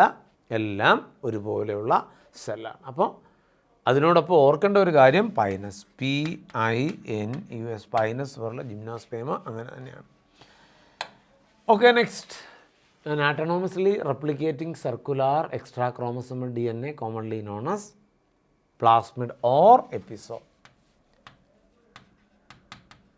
Plasmid or episode. ഇനി സാർ ഒരു കാര്യം പറയാനാണ് ക്വസ്റ്റ്യൻ എടുത്തത്. ഈ പ്ലാസ്മിഡ് സാധാരണ എക്സ്ട്രാ ക്രോമസോമൽ DNA ആണ് ബാക്ടീരിയൽ സെല്ലിനകത്ത്. എന്നാൽ ഈ പ്ലാസ്മിഡിനകത്ത് എന്തൊക്കെയുണ്ട്? നമ്മുടെ ഒരു ക്വസ്റ്റിനകത്ത് ഇങ്ങനെ കുറേ നിങ്ങൾ ഡൗട്ട് ചോദിച്ചേക്കുന്നത് കണ്ടു. അതിനകത്ത് R ഫാക്ടറുണ്ട്, ഡ്രഗ് റെസിസ്റ്റൻസി. അത് ഓരോ ബാക്ടീരിയയിൽ ഓരോ തരത്തിലാണ്. ആംഫിസെല്ലിനെ ടെട്രാസൈക്കിളിനെ അങ്ങനെ റെസിസ്റ്റ് ചെയ്യാനുള്ള. 2 F ഫാക്ടർ, ഫെർട്ടിലിറ്റി ഉണ്ടാക്കുന്ന ഫാക്ടർ, F ഫാക്ടർ എന്ന് പറയുന്നത് ഫെർട്ടിലിറ്റി ഫാക്ടർ. മൂന്നാമത്തത് കോളി ഫാക്ടർ. ഇതാണ് 3 മേജർ ഫാക്ടർ പ്ലാസ്മിഡിനകത്ത്. കോളി ഫാക്ടർ, കോളിസിൻ പ്രോട്ടീൻ. ഒരു കണ്ടാമിനേഷൻ, ഒരു ബാക്ടീരിയ വളരുന്ന കോളനിയിൽ ആ ബാക്ടീരിയ മാത്രമേ ആകുള്ളൂ. അതുകൊണ്ടാണ് അൺകണ്ടാമിനേറ്റഡ് കോളനി ഡെവലപ്പ് ചെയ്യാനാണ് coli factor, colicin protein. R factor drug resistancy, F factor fertility factor. അതുള്ള ബാക്ടീരിയങ്ങൾ F ബാക്ടീരിയ, അതിന് F+ എന്നും അതില്ലാത്തതിന് F- എന്നും വിളിക്കും. ബാക്ടീരിയ കോഞ്ചുഗേറ്റ് ചെയ്യുമ്പോൾ അതിന് F ബാക്ടീരിയ കോഞ്ചുഗേറ്റ് ചെയ്ത് F- ബാക്ടീരിയ എന്ന് പറയുന്നത് അതുകൊണ്ടാണ്. മനസ്സിലായില്ലേ? ട്രാൻസ്ഫോം ചെയ്യുമ്പോഴൊക്കെ ട്രാൻസ്ഡൈസ് ചെയ്യുമ്പോഴൊക്കെ ഇങ്ങനെയാണ് സംഭവിക്കുക. F+ ബാക്ടീരിയ, പ്രത്യേകിച്ചും കോഞ്ചുഗേഷൻ്റെ കാര്യം പറയുമ്പോൾ F+ ബാക്ടീരിയ കോഞ്ചുഗേറ്റ് വിത്ത് F- ബാക്ടീരിയ, ഒരു F+ ബാക്ടീരിയ ഒരു F- ബാക്ടീരിയയുമായി കോഞ്ചുഗേറ്റ് ചെയ്യുമ്പോൾ 2 F+ ബാക്ടീരിയകൾ പ്ലാസ്മയിലുള്ള ബാക്ടീരിയകൾ ഫോം ചെയ്യും. ഓക്കെ, അല്ലെങ്കിൽ ഫെർട്ടിലിറ്റി ഫാക്ടറിൽ ബാക്ടീരിയകൾ ഡെവലപ്പ് ചെയ്യും. ഓക്കെ, അപ്പോൾ ഇത് നമ്മൾ എന്തുമായിട്ട് പോവും? പ്ലാസ്മിഡുമായിട്ട്. ഓക്കെ, അപ്പോൾ അവിടെ ആൻസർ 4 ആണ്. ഇനി modified stem growing horizontally below soil. Stem underground swelling, easy differentiation of node and internode it will be. നമ്മുടെ ക്വസ്റ്റ്യൻ പറയുന്നത് ഹോറിസോണ്ടലി ഗ്രോയിങ് ആണ്, സ്റ്റെം മോഡിഫിക്കേഷനാണെന്ന് ഉറപ്പാണ്. അപ്പോൾ ഹോറിസോണ്ടലി ഗ്രോയിങ് ആവണമെങ്കിൽ അതെങ്ങനെയായിരിക്കണം? അതൊരു RHIZOME. കാരണം വെർട്ടിക്കലി ഗ്രോയിങ് ആകുമ്പോൾ അത് കോമായി. ബൾബ് എന്ന് പറയുന്നത് വെർട്ടിക്കലി ഗ്രോയിങ് ആണ്. ട്യൂബർ എന്ന് പറയുന്നത് ഹോറിസോണ്ടലി ഗ്രോയിങ് ആണ്. അപ്പോൾ ട്യൂബർ, ഇപ്പോൾ ഇനി ട്യൂബർ ആകുമ്പോൾ നോഡ് ഇൻ്റർനോഡ് ഡിഫറൻഷിയേറ്റ് ആക്സിലറി ബഡ് ഉണ്ട് അല്ലേ? ഓർ പൊട്ടറ്റോ വരുന്നു, അങ്ങനെ ഒരു മെൻഷൻ ഇതിനകത്തില്ല. അപ്പോൾ ഇവിടെ ഈസിലി ഡിഫറൻഷിയേറ്റ് ചെയ്യുന്ന നോഡ് ഇൻ്റർനോഡും ഉണ്ട്. അപ്പോൾ അതിന് ആൻസർ ജിഞ്ചർ അല്ലെ ടർമറിക് ഒക്കെ വരുന്ന, ഗ്ലാഡിയോലസ് ഒക്കെ വരുന്ന റൈസോമാണ് ആൻസർ. സാറ് ബൾബല്ല, അത് ഹോറിസോണ്ടലി. കോമല്ല, വെർട്ടിക്കലി, അത് രണ്ടും വെർട്ടിക്കലി. ട്യൂബർ അല്ല, ട്യൂബർ സ്റ്റെമ്മിൻ്റെ ടിപ്പിലുണ്ടാകുന്ന സ്വെല്ലിംഗ് ആണ്, അണ്ടർഗ്രൗണ്ട് സ്റ്റെം തന്നെയാണ്. അവിടെ നോഡ് ഇൻ്റർനോഡ് ആക്സിലറി ബഡ് ഉണ്ട്, ടെർമിനൽ ബഡ് ഇല്ല, ആക്സിലറി ബഡ് മാത്രമേ ഉള്ളൂ. അപ്പോൾ അവിടെ സ്കെയിൽ ലീവ്സ് കൊണ്ട് കവർ ചെയ്തുള്ള IOR അങ്ങനെ ഒരു മെൻഷൻ അവിടെ വന്നിട്ടില്ല. തീർച്ചയായിട്ടും ട്യൂബർ ആണെങ്കിൽ മെൻഷൻ ചെയ്യണം, ആക്സിലറി ബഡ് മാത്രമേ ഉള്ളൂ എന്ന് മെൻഷൻ ഉണ്ട്. പക്ഷേ ഇവിടെ ആക്സിലറി ബഡും ടെർമിനൽ ബഡും ഉണ്ട്. അപ്പോൾ നോഡ് ഇൻ്റർനോഡും ഉണ്ടെന്ന് പറയുന്നുണ്ട് അല്ലേ? അപ്പോൾ അത് ആര് തന്നെയായിരിക്കും? റൈസോം തന്നെയാണ്. We are going with answer 4. Okay, അടുത്തത് 137ാമത്തെ question. The product of photophosphorylation that occur mostly in stroma lamella membrane of green plant is. നമുക്ക് നോക്കുക, അവിടെ സ്ട്രോമ ലാമില്ല മാത്രമേ ഇൻവോൾവ് ആവുന്നുള്ളൂ. സ്ട്രോമ ലാമില്ല മാത്രം ഇൻവോൾവ് ആകുന്നുവെങ്കിൽ അത് ലൈറ്റിനെ അബ്സോർബ് ചെയ്താൽ ഫോട്ടോ സിസ്റ്റം 1 ഇലക്ട്രോണിനെ എമിറ്റ് ചെയ്തു. ആ എമിറ്റ് ചെയ്യുന്ന ഇലക്ട്രോൺ തിരിച്ച് ഫോട്ടോ സിസ്റ്റം ഒന്നിൽ തന്നെ തിരിച്ചു വരും. അതല്ല, ആ ഇലക്ട്രോൺ NAD+ പോയിരുന്നുവെങ്കിൽ ആ NAD+ സ്ട്രോമയിൽ നിന്ന് H+ അയോണിനെ എടുത്തിട്ട് NADPH അയന് NADPH+H+ അയന്. പക്ഷേ നമുക്കറിയാം ഗ്രാന തൈലക്കോയിഡിൽ മാത്രമേ NADP റിഡക്റ്റേസ് എൻസൈം ഉള്ളൂ. അപ്പോൾ ഒരിക്കലും NADPH ഉണ്ടാവില്ല. അപ്പോൾ ഇവിടെ ഏത് മാത്രമേ ഉണ്ടാവുള്ളൂ? ATP മാത്രമേ ഉണ്ടാവുള്ളൂ. സാറ് പറഞ്ഞു കേട്ടല്ലോ, NADP ഈ ഇലക്ട്രോൺ അപ്പുറത്ത് ചാടി NADPനെ ഓക്സിഡൈസ് ചെയ്യണം, റെഡ്യൂസ് ചെയ്യണം. NADPH അങ്ങനെ ചെയ്യണമെങ്കിൽ തീർച്ചയായിട്ടും NADP റിഡക്റ്റേസ് എൻസൈം വേണം. NADP റിഡക്റ്റേസ് എൻസൈം ഗ്രാന തൈലക്കോയിഡിലാണ് ലൊക്കേറ്റ് ചെയ്തിരിക്കുന്നത്. അതുകൊണ്ട് ATP മാത്രമേ ഉണ്ടാവുള്ളൂ. We are growing with answer 4. ഒരിക്കലും അവിടെ NADP ഉണ്ടാവില്ല. ഇനി നമ്മൾ പഠിച്ചപ്പോൾ കേട്ടിട്ടുണ്ട്, നോൺ സൈക്ലിക്കാണ് നടക്കുന്നത്. സഫിഷ്യൻ്റായി NAD+ അവിടെ ഇല്ലെങ്കിൽ പോലും നമുക്ക് ATP മാത്രമേ കിട്ടത്തുള്ളൂ. എന്താ? NADP റിഡക്റ്റേസ് എൻസൈം ഉണ്ടെങ്കിൽ കൂടി. അപ്പോൾ സ്ട്രോമയ്ക്കകത്ത് സഫിഷ്യൻ്റായി H+ അയണോ NAD+ ഇല്ലെങ്കിൽ എന്ത് ചെയ്യും? അവിടെ ATP മാത്രമേ ഉണ്ടാവുള്ളൂ. ഓക്കെ, അപ്പോൾ അവിടെ ആൻസർ ATP. നെക്സ്റ്റ് 139. ഇത് നോക്കിയേ, ഇത് അനാഫേസ് ആണ് നമുക്ക് മനസ്സിലായി. രണ്ട് സൈഡിലേക്ക് പോവാണ്. പക്ഷേ ഇത് അനാഫേസ് ഫസ്റ്റ് ആണോ അനാഫേസ് മൈറ്റോട്ടിക് അനാഫേസ് ആണോ എന്ന് ഇങ്ങനെ തിരിച്ചറിയുക മക്കളെ? ഇത് കണ്ടോ, ഇത് പേഡ് ക്രോമസോംസ് ആണ് മൂവ് ചെയ്യുന്നത് അല്ലേ? സെഗ്രിഗേറ്റ് ചെയ്യുന്നത് unpaired duplicated chromosome. Unpaired pair ആയിരുന്നു നേരത്തെ, അത് അൺപെയർഡ് ഡ്യൂപ്ലിക്കേറ്റർ ക്രോമസോം. ആ സമയം മൈറ്റോട്ടിക് അനാഫേസ് ആയിരുന്നു എങ്ങനെ ഇരുന്നേനെ? ആണെങ്കിൽ ഇങ്ങനെ ഇരുന്നേനെ. ദാ ഒരു ക്രോമാറ്റിഡ് മാത്രമേ ഉണ്ടാവുള്ളൂ. കണ്ടു, അതാണ് വ്യത്യാസം. അപ്പോൾ ഇവിടെ പെയർഡ് അല്ല, അൺപെയർഡ് ഡ്യൂപ്ലിക്കേറ്റർ ക്രോമസോമാണ് മൂവ് ചെയ്യുന്നത്. മെറ്റാഫേസിൽ വരുന്ന അൺപെയർഡ്. കാരണം ഇവിടെ ഈ ചയാസ്മ സെപ്പറേറ്റ് ചെയ്തുള്ളൂ, സെൻട്രോമിയർ ഡിവൈഡ് ചെയ്തിട്ടില്ല. അതാ സെൻട്രോമിയർ ഇപ്പോഴും അവിടെ തന്നെ ഉണ്ട്. അപ്പോൾ സെൻട്രോമിയർ ഡിവൈഡ് ചെയ്തിരുന്നുവെങ്കിൽ നമ്മൾ ഇതിനെ ഏതായിട്ട് കൺസിഡർ ചെയ്തേനെ? മൈറ്റോട്ടിക് അനാഫേസിൽ. അപ്പോൾ ഇവിടെ ഇനി അനാഫേസ് ഫസ്റ്റ് ആണോ അനാഫേസ് സെക്കൻഡ് ആണോ എന്നെങ്ങനെ അറിയുന്നത്? അനാഫേസ് ഫസ്റ്റിൽ മാത്രമേ ഡ്യൂപ്ലിക്കേറ്റർ ക്രോമസോം മൂവ് ചെയ്യുന്നുള്ളൂ. എന്നാൽ അനാഫേസ് സെക്കൻഡ് വരുമ്പോൾ വീണ്ടും ഇത് സ്പ്ലിറ്റായി ഒരു ക്രോമാറ്റിഡ് മാത്രമേ രണ്ട് വഴിക്കോട്ട് മൂവ് ചെയ്യുന്നുള്ളൂ. കിട്ടിയല്ലോ? അപ്പോൾ ഇത് അൺഡൗട്ട്ലി നമ്മൾ അനാഫേസ് ഫസ്റ്റ് ആണെന്ന് പറയുന്നത് എന്തുകൊണ്ടാണ്? In anaphase first centromere cannot be divided but chiasma separate and duplicated unpaired chromosome. ഇത് പെയറായിരുന്നു, അൺപെയർഡ് ഹോമലോഗസ് ക്രോമസോം, രണ്ട് വശം ഹോമലോഗസ് ക്രോമസോം മൂവ് ചെയ്യുന്നു. അവിടെ ഒരിക്കലും സെൻട്രോമിയർ ഡിവൈഡ് ചെയ്തിട്ടില്ല എന്നുകൂടെ ഓർക്കണം. ഓക്കെ, ശരി. അപ്പോൾ നമ്മൾ മൂവ് ചെയ്യും എങ്ങനെ വെച്ചാൽ അനാഫേസ് ഫസ്റ്റിലോട്ട്. സാറ് പറഞ്ഞ കാര്യങ്ങളെല്ലാം ഓർമ്മയുണ്ടല്ലോ എന്തുകൊണ്ടാണെന്ന്? അനാഫേസ് ഫസ്റ്റിലോട്ട് നമ്മൾ മൂവ് ചെയ്യും. കാരണം അനാഫേസ് ഫസ്റ്റ് മാത്രമേ ഡ്യൂപ്ലിക്കേറ്റർ ക്രോമസോമിൻ്റെ മൂവ്മെൻറ്റ് ഉണ്ടാവുന്നുള്ളൂ. Okay, unpaired duplicated chromosome. Okay, നമുക്ക് നെക്സ്റ്റ് ക്വസ്റ്റ്യനിലേക്ക് പോകാം. ദാ an aggregate fruit is on. Last question കേട്ടോ. An aggregate of fruit. മക്കളെ, നമുക്ക് ഫ്രൂട്ട് 3 ടൈപ്പിലുണ്ട്. ഒന്ന് സിമ്പിൾ ഫ്രൂട്ടാണ് അല്ലേ? സിമ്പിൾ ഫ്രൂട്ട് ആകുമ്പോൾ ആ സിമ്പിൾ ഫ്രൂട്ട് എങ്ങനെ ഉണ്ടാവുന്ന? Simple fruit from monocarpellary or multicarpellary syncarpous or monocarpellary ആയിരിക്കാം, മൾട്ടി കാർപ്പുലറി ആയിരിക്കാം, സിൻകാർപ്പസ് ഓവറിയിൽ നിന്ന് ഡെവലപ്പ് ചെയ്യുന്ന റൈസ് പോലെ, വീറ്റ് പോലെ, മാംഗോ പോലെ ഒക്കെ. അത് മോണോകാർപ്പുലറി ആയിരിക്കും, മോണോകാർപ്പുലർ or multicarpellary syncarpous ovary ഉണ്ടാവുക അല്ലേ? ഇനി രണ്ടാമത്തെ വരുമ്പോൾ അതിന് എക്സാമ്പിൾ, രണ്ടാമത്തെ വരുമ്പോൾ അഗ്രിഗേറ്റ് ഫ്രൂട്ട്. അഗ്രിഗേറ്റ് ഫ്രൂട്ട് എന്ന് പറയുന്നത് on flower having several pistil. On flower having several pistil എന്ന് വെച്ചാൽ അപ്പോകാർപ്പസ് ഓവറിയിൽ നിന്ന് ഉണ്ടാവുക. ഉണ്ടോ? ഓൺ കാർപ്പൽ വിത്ത്. അപ്പോൾ നമ്മുടെ ആൻസർ നമുക്ക് കിട്ടി, മൾട്ടി കാർപ്പുലറി അപ്പോകാർപ്പസ് ഗൈനീഷ്യം. ഇനി ഇത് അഗ്രിഗേറ്റ് ഫ്രൂട്ട്. ശരിക്കും പറഞ്ഞാൽ ഇനി ഒന്നുകൂടെ ഉണ്ടല്ലോ, composite fruit or multiple fruit എങ്ങനെയാണ്? ഇൻഫ്ലോറസൻസിൽ നിന്ന് ഡെവലപ്പ് ചെയ്യും. ഉണ്ടോ?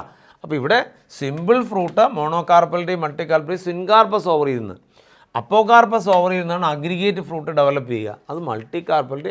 ഇതാണ് അഗ്രിഗേറ്റ് ഫ്രൂട്ട്. അപ്പോൾ നമ്മുടെ ആൻസർ 1 ആണ്. ഇനി ഒന്നുകൂടി ഉണ്ട്, മൂന്നാമത്തേതാ? Multiple fruit or composite fruit. അത് ഇൻഫ്ലോ. അത് രണ്ട് തരത്തിലുണ്ട്.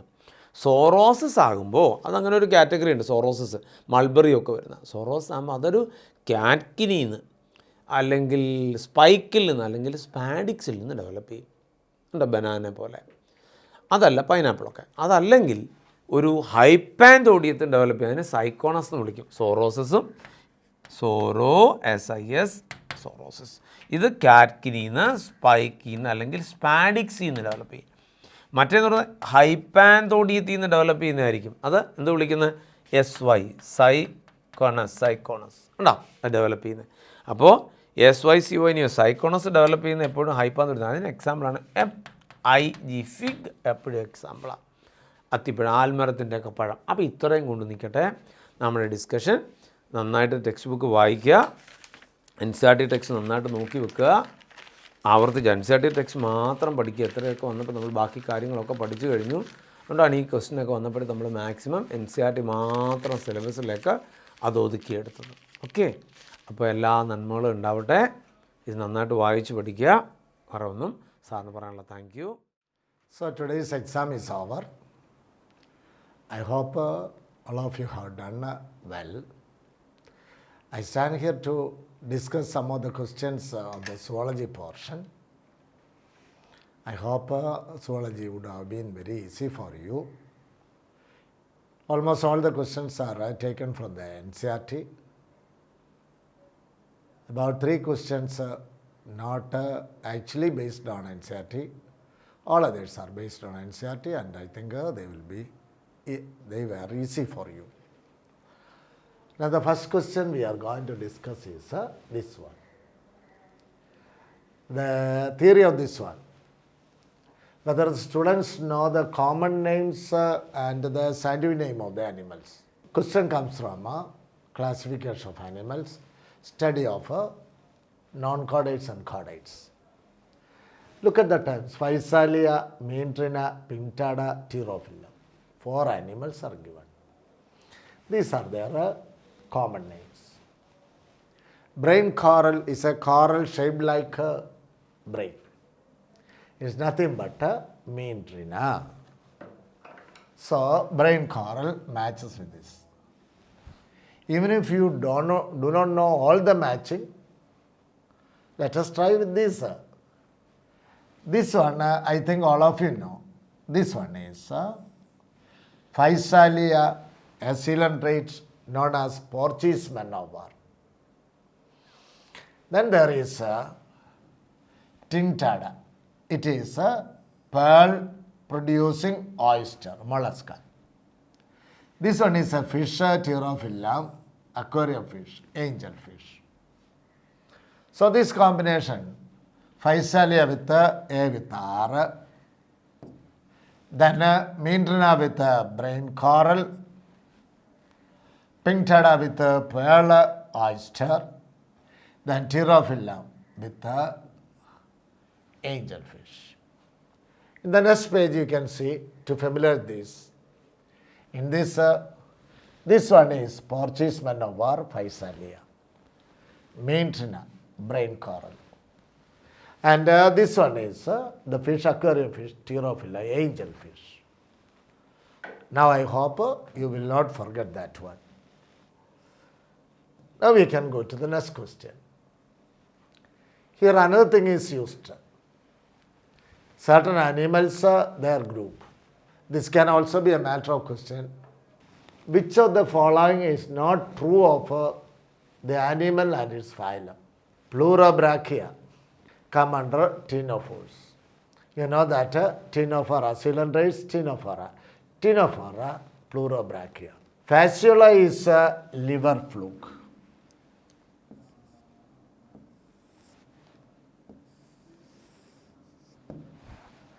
It comes under, not under Ascomyces. These are roundworms.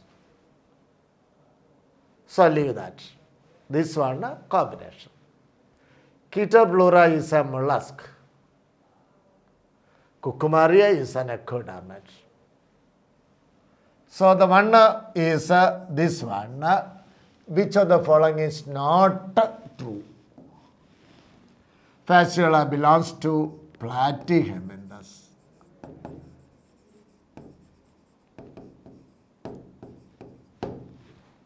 not as given in this.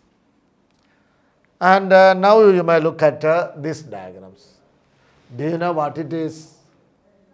It is ctenophora. And what about this cucumaria of mollusks? This one is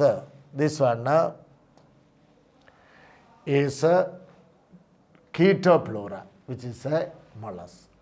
So Pleurobrachia, Cucumaria, Chaetopleura. We see cucumber. Now look at the next question. Mark the false statement. Which one of the following is wrong? The principal, main, or most abundant cation. Cations are positively charged in a blood plasma. You can think it in another way. The most abundant cation in our body is, in the extracellular fluid, is sodium. You can apply that knowledge here. The main cation in the blood plasma means extracellular fluid, is sodium. Whereas in the intracellular fluid, ICF, the main cation is potassium. The statement is correct. Erythrocytes are most abundant blood cells. Among the blood cells, RBC, WBC, and blood platelets. You know that the most abundant one, 5 to 5.5 million per millimeter cube. That's the value. This one only 6,000 to 8,000, this one 1.5 to 3.5 lakhs. So the most abundant blood cell, erythrocytes or RBCs. Correct. The inner surface of bronchioles and fallopian tube are made up of ciliated epithelium. That is true. In the case of these organs,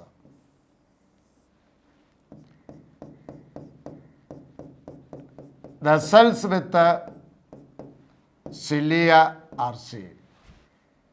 The inner surface of bronchioles and fallopian tube is formed of ciliated cells. Okay, correct. Then what about the next statement? Chondrocytes. What are chondrocytes? Chondrocytes are cells of cartilage. And what about cells of bone? Cells of bone are osteocytes. So remember that difference. Chondrocytes and osteocytes. Osteocytes are cells of bones. And chondrocytes cells of cartilage. Now look at the statement. Chondrocytes are present in lacunae of bones. That is wrong, so that one is the answer. False statement.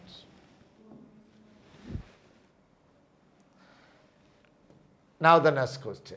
Mark the matching set. One side you have some structures, other side their quality. You may not know all of this, but there will be something which you know clearly. Look at this squamous epithelium. If I am answering it, I will be answering like this. Squamous epithelium means very flat cells. Such cells are seen in internal lining of blood vessels endothelium. So the matching is this. Hyaline cartilage are seen at the end of long bones. Look at these two. Can you find an answer for this? A matching with M. These two. The answer will be either 1 or 3. C matching with N. C matching with N. So this should be the answer. Look at the other combinations. Intercalated discs are seen in cardiac muscles. That is true. Cardiac muscles are branched muscle cells. The cells are joined family because the heart muscles form the wall of the heart, which is to work in a uniform manner, or all collective contraction result in the volume reduction of that organ. These cardiac muscles have a intercalated disc. That again is to be matched with K. And now there is another one, areolar tissue. Areolar tissue contains cells, and one type of cells they are fibroblasts, mast cells, then macrophages, etc. are there. So the combination of this one, the answer is this. Then this diagram, this question is about cardiac muscle. Look at this diagram. This is about cardiac muscle. The cardiac muscles are striated muscles. One quality, striated. So the terms striated or non-striated. Then these cells are branched cells. Normal skeletal muscle cells are cylindrical, long unbranched one. So this is a branched one. The another thing is that connected cells there are intercalary disc. This is a diagrammatic, and this one taken as a photograph.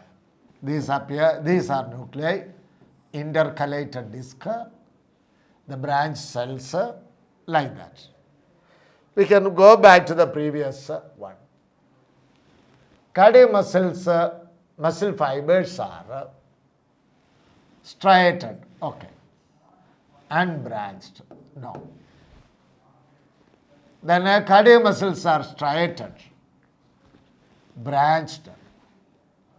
One more property is given here, voluntary or involuntary. Here it is involuntary. Yes, can you control by your will the heart rate or heart beating? No. That means it is involuntary in a function. In our brain there is center for cardiac functioning, medulla oblongata. Medulla oblongata, is it voluntary or involuntary? It is involuntary. So these three things are to describe cardiac muscles. So the answer is this one. Here it is unstriated, no. Here again unstriated, no. Our next question is this. Which among the following statement is false? So we have to go through all the statements to find out which is false. Look at them one by one. First, both the male and female cockroach have 10 abdominal segments. It is true that there are some difference between male and female cockroach, but with regard to the abdominal segments, they have 10 each. Thoracic segments 3 and abdominal segments 10. That statement is correct. Malpighian tubules. Malpighian tubules are excretory structures. They are seen in a cockroach. The body fluid, the main body fluid of cockroach is a colorless fluid. We call it as hemolymph. It is lymph-like medium with cells which are not colored. Actually, in the case of cockroach, there are tracheae on the sides of the abdomen through which air enters into, and that air directly comes into the cells or tissue. So, the hemolymph of these animals contain into that the excretory waste materials are secreted, and from that the excretory materials are absorbed or taken by or removed by Malpighian tubules. So, from hemolymph, Malpighian tubules remove the excretory products, so that again is true. With regard to the next statement, frogs are ammonotelic. What is meant by ammonotelic? Ammonotelic means ammonia excreting. Ammonia excretion usually seen in animals which can get a large amount of water. But you know that frogs are amphibious, true, capable of living on land and in water, okay. But frogs are mainly living on land, more time on land. So there is a chance of less water. So what they do? Frogs resort to secreting urea. So what? They are ureotelic animals. And that means frogs are not amnotelic but ureotelic animals. The statement is wrong, so that one is the answer. Cockroaches have mosaic vision, and mosaic vision is done with the help of ommatidia. The question, which one is false? Already we got the answer. So this statement, what about the statement? It is true. It should be true. Otherwise this will not be the answer. Okay. Cockroaches have mosaic vision. In the case of croc, they have compound eyes. The units of that one are known as ommatidia. Ommatidium singular. Ommatidium singular. So many single units combined into an eye. And the picture they get is as fragments. Small units of the picture. Such a vision seen in insects, we call it as mosaic vision. The type of eye seen in such animals is compound eye with units known as ommatidia. Again, this statement, this one and this one are correct, this one is wrong. Answer is that one. Next question. Which of the following statement is true? This about human being. Premolars are absent in deciduous state. Premolars are absent in deciduous states. What are deciduous states? Deciduous, പൊഴിഞ്ഞു പോകുന്ന പല്ലുകൾ. Mild dentition. The dental formula of that one is 2102 over 2102.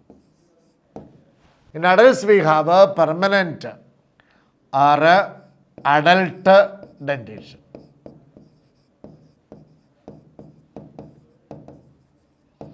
Dental formula of that one is 2123 over 2123. Comparing these two, look at the 0 here and look at 2 here. All of you know that how this dental formula is formed. If you take half the jaw, the first center line, you take the center line. There are 2 chisel-like teeth. That is incisors. This one, incisors.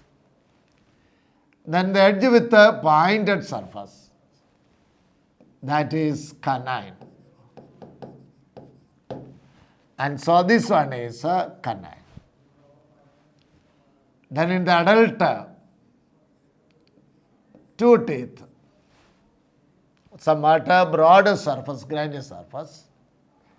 These are premolars. And the last one in adult, there are 3 molars. 1, 2, 3 molars. So 1/2 of upper jaw or lower jaw. In male, adult man, 2 incisors, 1 canine, 2 premolars and 3 molars. Altogether 8 1/2. And on this side also 8. For a jaw 16, 2 jaws 32. So there are 32 teeth in this formula. But of course you know that 32 teeth are not present in with this formula. Now look at this question. This diagram. This one 0, this one 2.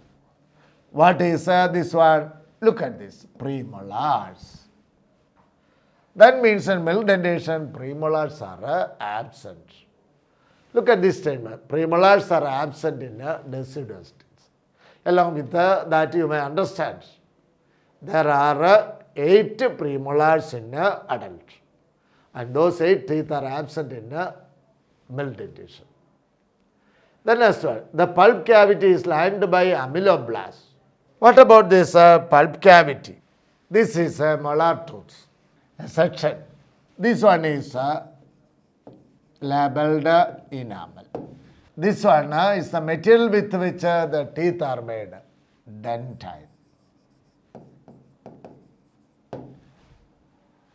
The teeth are having cavity inside filled with the pulp. And this one is pulp. The cavity is known as pulp cavity. Here it is pulp cavity, that is why I took the labeling. So, the teeth are formed of dentine. The exposed surface coated with enamel, the hardest material, with regard to their origin. This enamel is ectodermal, and the cells secreting that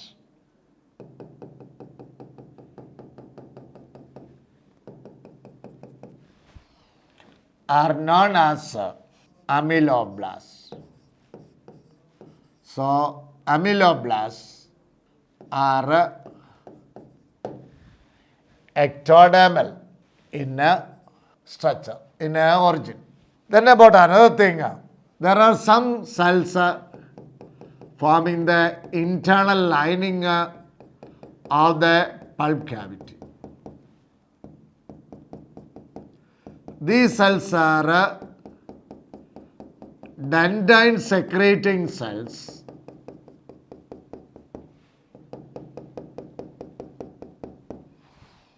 which secrete dentine, and these cells are known as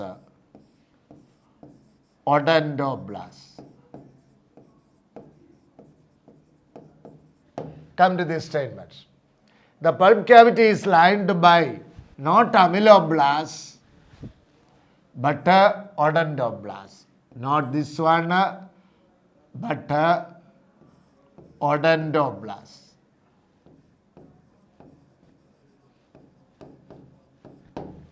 So, that statement is wrong. This one is correct. Pylori sphincter controls entry of bolus into stomach. I may make a sketch. Here is say stomach.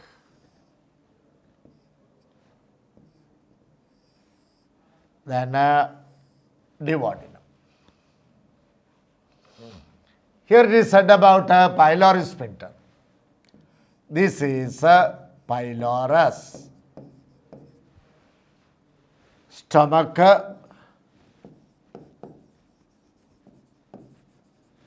then duodenum.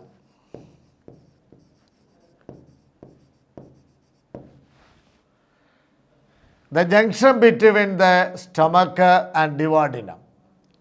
Here there is the muscle, sphincter muscle, which serves as a valve. And that one is known as pyloric sphincter. Come to the other end. At this junction between stomach and duodenum, there is another valve like structure known as cardiac or gastroesophageal sphincter. Now come to this pylori sphincter, that is this one, controls entry of bolus into stomach. How that is possible? Bolus is the masticated food coming from mouth. It comes through the esophagus, get into the stomach through cardiac sphincter. The type of food inside the stomach is acidic. And this acidic material here is known as chyme. Chyme is that food acidic in nature because of HCl produced by the gastric glands, and that is the one passing through this. Coming to that question, you can see once again. Pylori sphincter controls entry of bolus. No. Entry of chyme. Into stomach. No. Duodenum.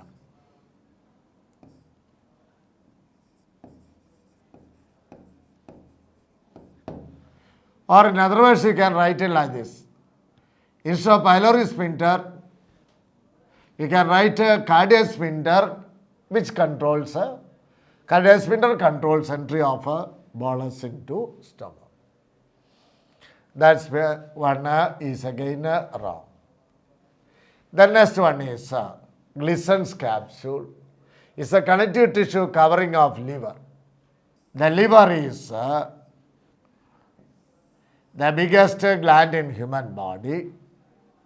If you take a small part of that one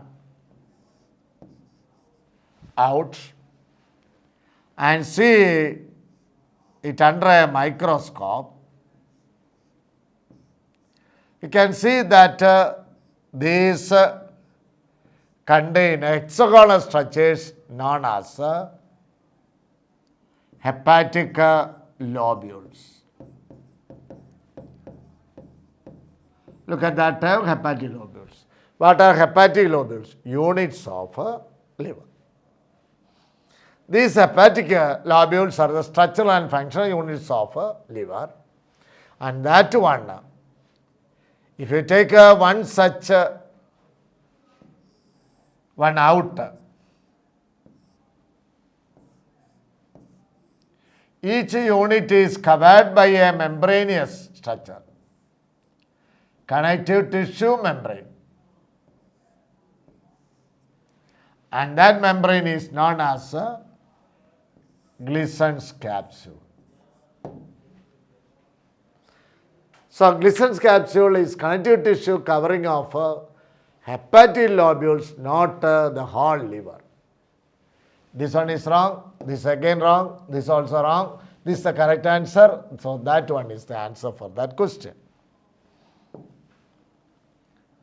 Look at the next question. Which of the following doesn't happen during inspiration?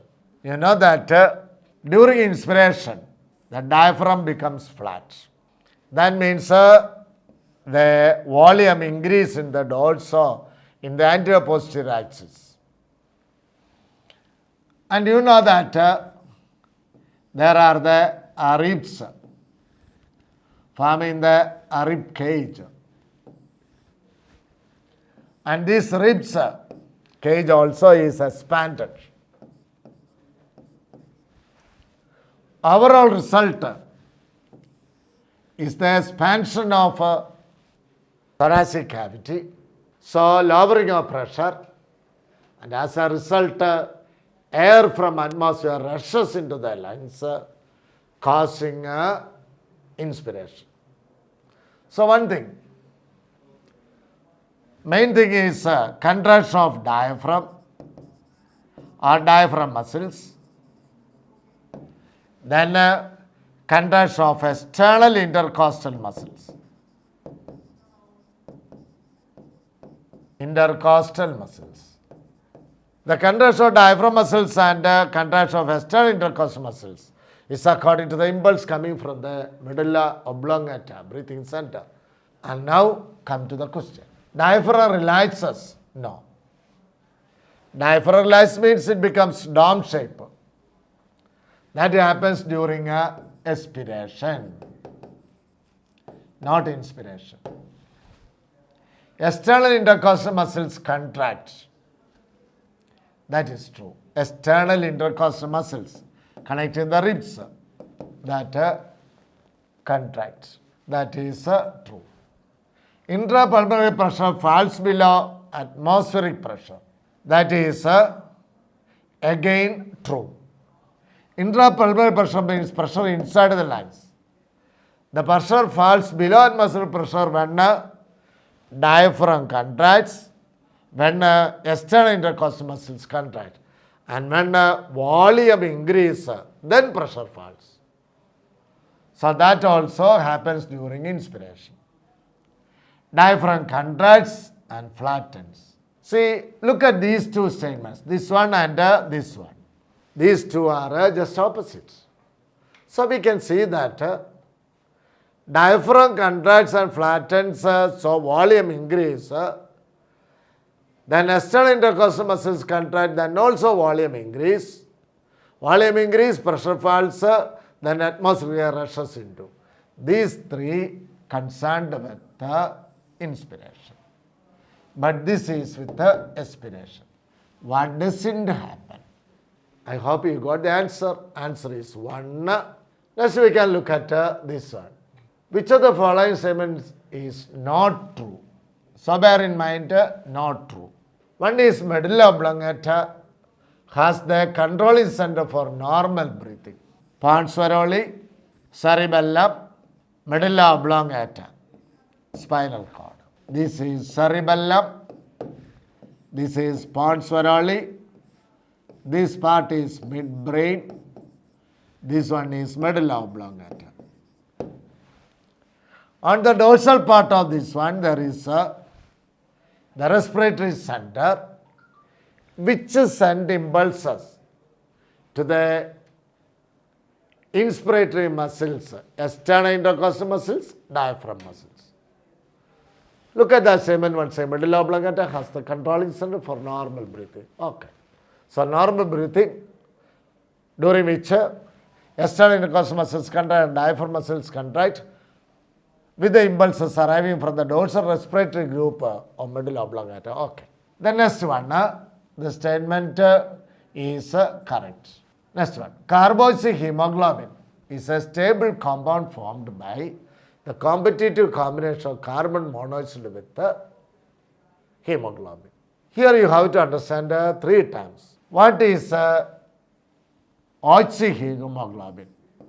Oxyhemoglobin is combination of oxy and which hemoglobin? That is oxyhemoglobin.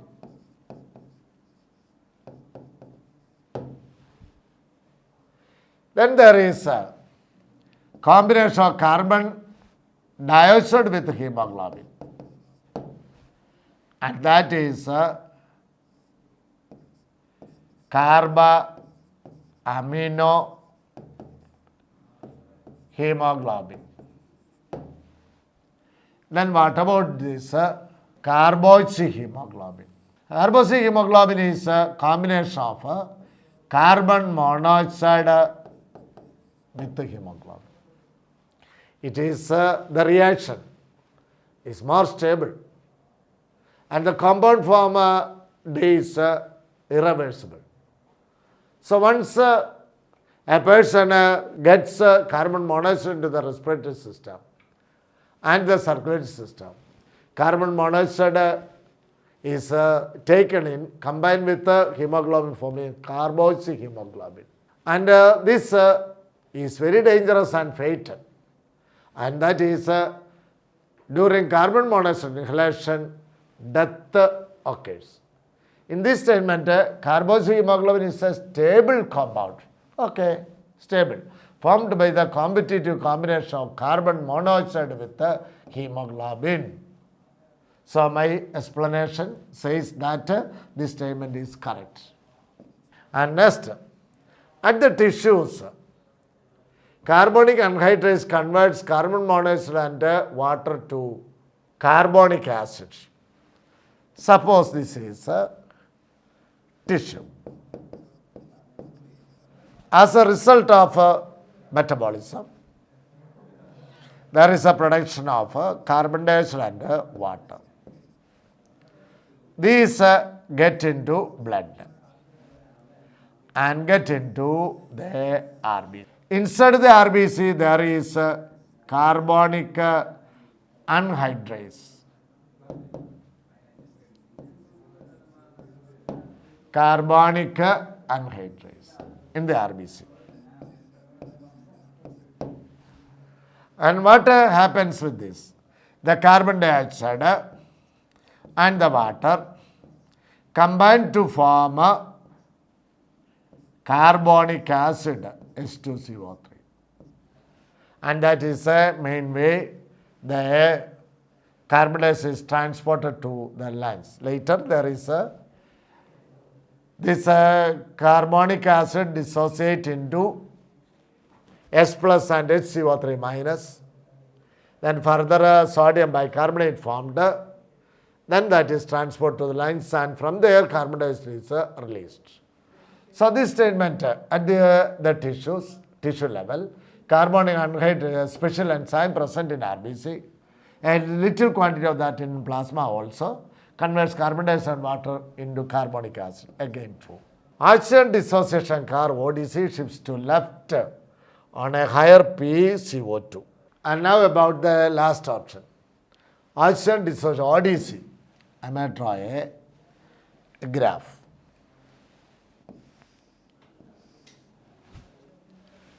Oxygen dissociation curve. In a normal amount of oxygen, a graph like this is obtained. When there is an increase in PCO2, so increased PCO2. Increase in PCO2 Bohr effect, that is increase in PCO2 induce a release of more oxygen from hemoglobin. So oxyhemoglobin dissociation is hastened by increase in this one. When this happens in tissues with a high amount of carbon dioxide induce a release of oxygen, so the tissues can get oxygen. And in that case, the new graph obtained in a high PCO2 will be like this. It is a right shift with the increase in PCO2. There is a right shift of ODC. So what is said here is wrong. Oxygen dissociation curve ODC shifts to the left, no, to the right with increased PCO2. Let us now go to the next one. Mark the incorrect one.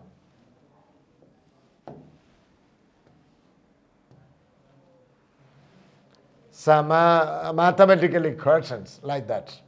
What is serum? If you take blood, it's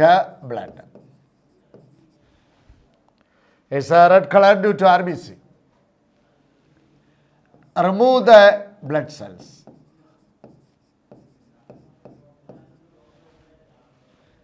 Remaining one is plasma. Remove the clotting factors.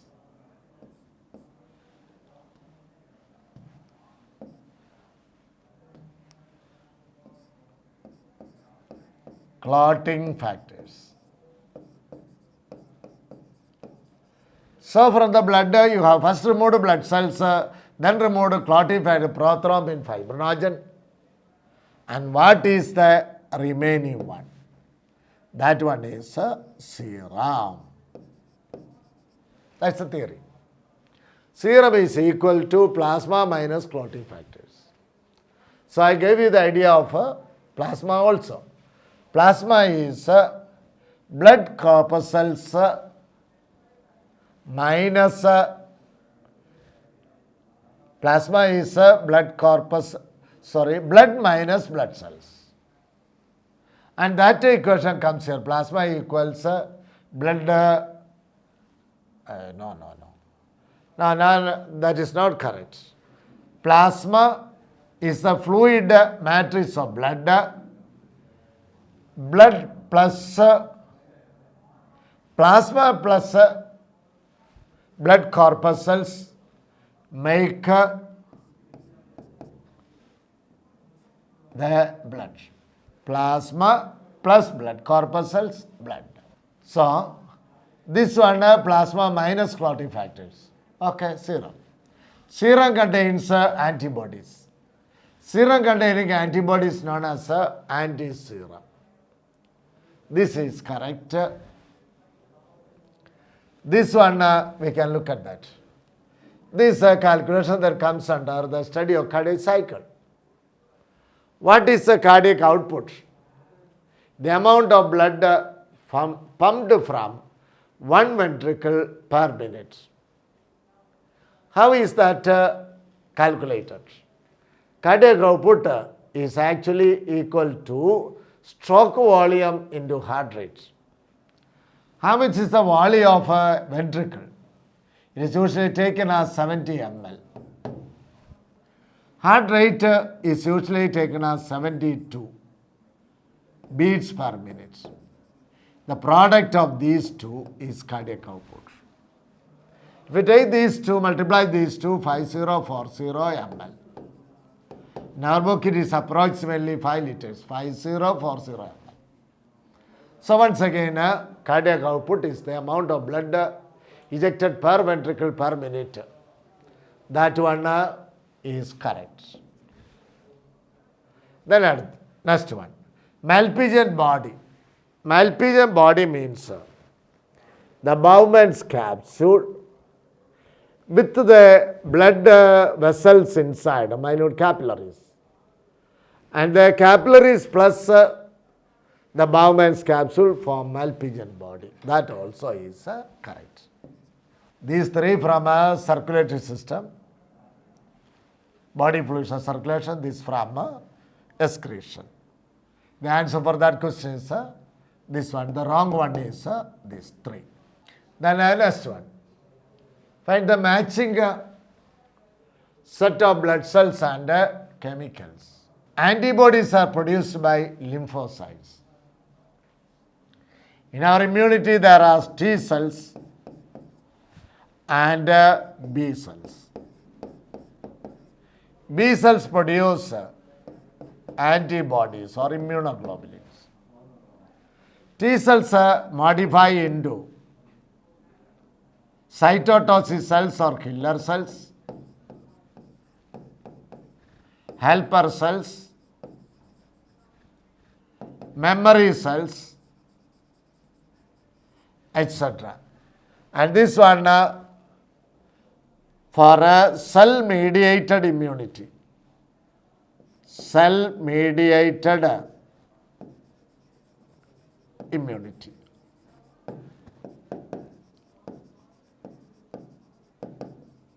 This one antibody-mediated.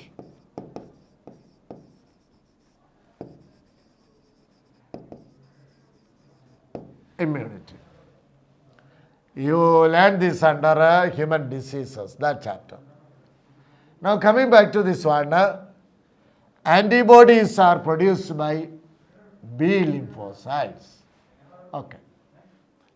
Just now I told you about this enzyme, a wonderful enzyme, which help in the combination of carbon dioxide and water.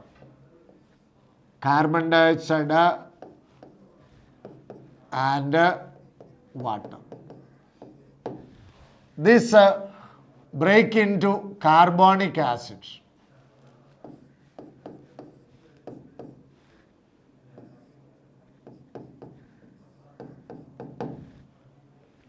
H2CO3. And that is the enzyme present in erythrocytes. Very important, the removal of carbon dioxide from our body. This one. Histamines are released by basophils. Basophils, a form of WBC, and they secrete histamine, serotonin, etc. And so it matches with that one. Thrombokinase is an enzyme necessary for clotting of blood. And so that one matches with this. Looking at the answer, antibodies with Q, A with Q. So this can be the answer, this can be the answer. Carbonic anhydrase erythrocytes are B with R, here B with S. So this should be the answer. We can check it. Antibodies matching with B lymphocytes, AQ. Carbonic anhydrase with erythrocytes, BR. Histamines with basophils, CS. Then thrombokinase with blood platelets, DP. So this is the answer. And now another question. Mark the incorrect statement. It's about a heart cardiac cycle and it's working. Incorrect statement. Look at the first one. The order of events in the cardiac cycle. First, atrial systole. It goes into ventricular filling. Ventricular filling. How that happens? When the atria contract, blood from the auricles go into the ventricles, fill in the ventricle. And it is followed by ventricular systole. After that, you can see a state where ventricles and auricles are in relaxed state, joint diastole. So atrial systole, ventricular filling, then after that ventricular systole, joint diastole. The statement is true, not the answer. Atrial diastole coincides with the ventricular systole. True. After atrial systole remains for about 0.1 millisecond. First event in cardiac cycle is the release of cardiac impulse from SN node. As the impulse flows through the atria, it contracts and it takes 0.1 seconds. Then it is followed by ventricular systole, its time is 0.3 seconds. The ventricular systole begins 0.1 second after the beginning of the cardiac cycle. That means after atrial systole, ventricular systole begins. And during ventricular systole, atria under diastole. Statement 2. Atrial diastole coincides with ventricular systole. Dub sound is heard by the closing of semilunar valves. There are two heart sounds, dub sound and lub sound. A slow sound, lub sound, that's the first heart sound due to closing of due to the closing of bicuspid and tricuspid valves, whereas the dub sound is heard by the closing of semilunar valves at the mouth of aorta and pulmonary arteries. This happens at the beginning of ventricular diastole. Look at the statement. Dub sound is heard by the closing of semilunar valves. There are two sets, one at the mouth of aorta, one at the mouth of pulmonary arteries. At the beginning of ventricular diastole. Seriana. Mitral valve. Mitral valve is bicuspid valve on the left side.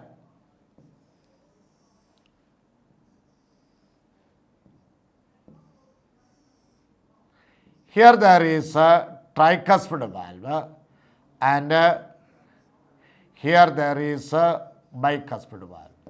This is left ventricle, this one is right ventricle. Mitral valve is this one. Prevents the flow of blood from right ventricle to right atrium. No. It prevents the flow of blood from left ventricle to left or atrium. So that statement is wrong. We are asked to find out the incorrect statement. So that is the answer. There we conclude that one. And I hope and pray that you are studying very well. Wish better success. Come out with flying colors. Thank you.